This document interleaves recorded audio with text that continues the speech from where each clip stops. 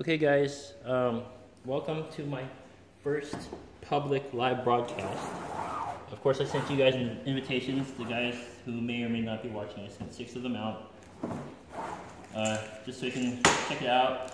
I'm just going to broadcast for a few minutes unless my phone decides it doesn't want to broadcast anymore. So, like last night, after a minute, it just sort of stopped. So, I have it plugged into a battery while the broadcast, so hopefully it'll think it's plugged into a wall and the screen won't blink out or whatever.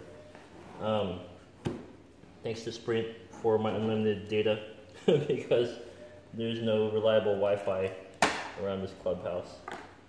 I'm going to set up my new Burgle Brothers game, and you're going to get to watch me learn a little bit of it. So I'll have it set up, and I'll probably stop the broadcast. I just wanted to test to make sure whether or not it's possible to broadcast in here. But welcome everybody to my very first Extra Life gaming marathon. Official start today. Not at noon, but you know, it is what it is. I'm gonna get started. So I know what it's supposed to look like, but I just don't know. This is a scenario-based game, and I mean, you can make up your own scenarios, I guess, but they have specific things they want you to do for game flow and things. So I think the first thing I'll do is separate these decks, because I'm pretty sure I'll need to use all of them. I already dumped out my tokens, I'll separate those too for convenience. Here's a stack of cards, square cards. Those who didn't catch my other video last night, my unboxing. Sorry if it's a little dark, let me turn on the light. It looks dark to me because I keep my screen brightness on my phone, which I'm recording from. I keep it dim to preserve battery life. I'm a battery fiend. For those of you who know me, you know how that is. I have a lot of batteries and things like this thing that is plugged into right now. So, got the loot cards, give them a quick shuffle. I don't know if that's necessary yet. Feel free to leave comments below. Keep them clean, hopefully. I host family-friendly game nights, and so I'd just like to keep the chatter PG-13 or better. A lot of my friends have young children. If you wouldn't use the language at home, then don't use it on my channel, please. So there's tools, and I'll shuffle these up. Again, I don't know if that's necessary, but in case it is, might as well just shuffle them now. Quick shuffle.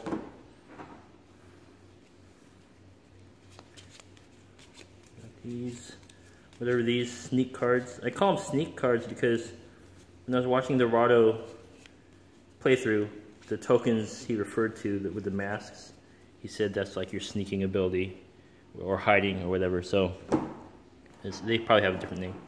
And then I don't want to shuffle these cards because they're movement cards. I think I'm supposed to separate them by floor. I guess this is where I check the book. So, you know, this is not one of those games where you can just start playing. You actually have to read the instructions. So,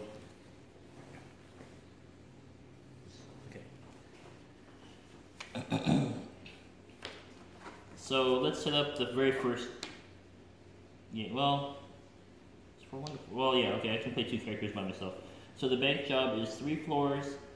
2 to 4 players, estimate time 90 minutes. So because this is a learning game and I'm all by myself, you probably don't want to watch me for 2 hours trying to learn this game. So actually, maybe I'll pause the video. So here, I'll just give you guys a brief rundown of how the game's supposed to be set up, and then I'll get it sort of started on playing, and I'll broadcast another video. So each room is going to have 16 tiles. It's a 4x4 grid.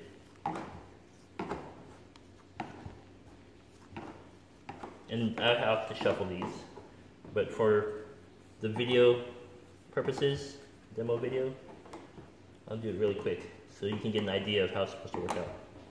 That's the first floor.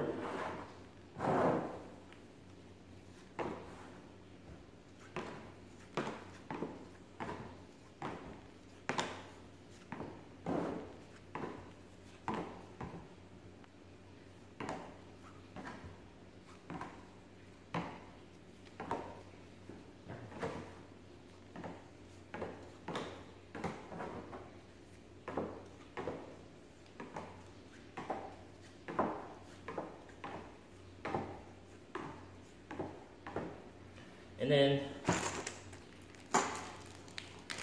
yeah, we're supposed to separate those patrol decks. Then these things, I think these are like, I'll have to check, but I think these are like the same size as the, just make sure you guys can see it. But I think they're the same size as the fence pieces in Agricola. I've actually never played Agricola. I've played the All Creatures Great and Small, and that's what they remind me of, but they might be different color. But yeah, I'm always thinking of like, what if I lose pieces? What other game I can steal from before I actually have to order replacement parts? So these are the guards. These are the little caricatures, the meeples, that we can play. And of course we would set up walls, like hallways and things. Dividers. However, the setup shows like this. Maybe like that. Right? And then there will be I don't know what other, so cracking dice. Okay, so you gotta crack a safe. So there'll be loot, tools, and events. That's what those masks are. And each person will have a character card. Acrobat and the hacker, right? There will be a patrol deck for each floor, and I'll just divide these by eyeballing it just for demonstration purposes. These tell us where the guards are walking around. So I think what happens is, so the orange dice, there's an orange die for each guard, and I guess there's a patrol guard in each floor, I'm assuming. Looks like it. The guard, and each guard has an orange die associated with it. And you roll it to see how many spaces they can move. Okay. So this one can move 3 spaces on the first floor. And then you would draw the top card off of the deck. That's not a good one. Where is it? Come on, count me out. Okay, like this one. Well, that's 4-3, so I have them backwards.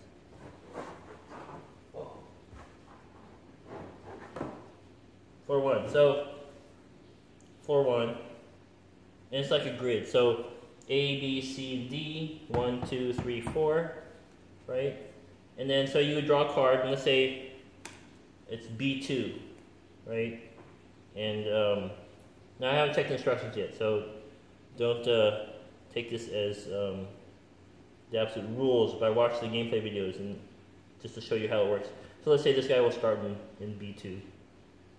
A, B, 1, 2, for those of you who can't count very well. And then the turn progresses, people are moving around the floors, and then so we'll draw another one, D1, right? So then you roll the die, 5. And then you go to D1, which is here. So that's where the guard is going to go next, and I'm assuming it's going to take the most direct route there. So 5, 1, 2, 3, and it's there. And then turn progresses, people move around, and then we'll draw, let's put it on the wall, draw another one, right? And C3, right? A, B, C, 1, 2, 3, oops, 3, right? So A, B, C, 1, 2, 3, there. So that's where it's gonna go. 1, 2, 3, and I'm behind the wall. He doesn't see me. Turn again. I think that's how it goes. And then each room will have, like, you know, when you get to it, kind of like in the Forbidden Desert, or what is it, that sinking island one, Forbidden Island. When you get to a spot, you can peek at it, flip it over, and it tells you what goes there. I don't know. Deadbolt. Is that what these door tokens are for? It's got number 2 in there. Peter room. I'm guessing that's for hacking, right? So, what? Cracking, hacking? I don't know how these go. So, anyways, they'll tell you, it'll say put this many tokens in the room, whatever it is. Each person is going to get 3 of these emergency hide tokens, and I guess if you run out, your skills have been spent. So, that's the gist of it. But I'm really excited about this game. So, when you get to learning it, thanks for joining me on my first podcast. And I'm actually on my cell network, like I said, so I tried uploading a YouTube video earlier, and YouTube wouldn't allow it. I had to wait till I got home to my unit and jump on the Wi-Fi. And then we have Wi-Fi here. Xfinity, you suck. Because I couldn't even open up the web page. There, I had to switch back to my cell network. So anyways, it just sucks in this area. Sorry. But I am a customer, and I appreciate the service. And that's all I have to say about that. So hopefully I'll see some of you guys will start showing up soon. And we can get the gaming underway.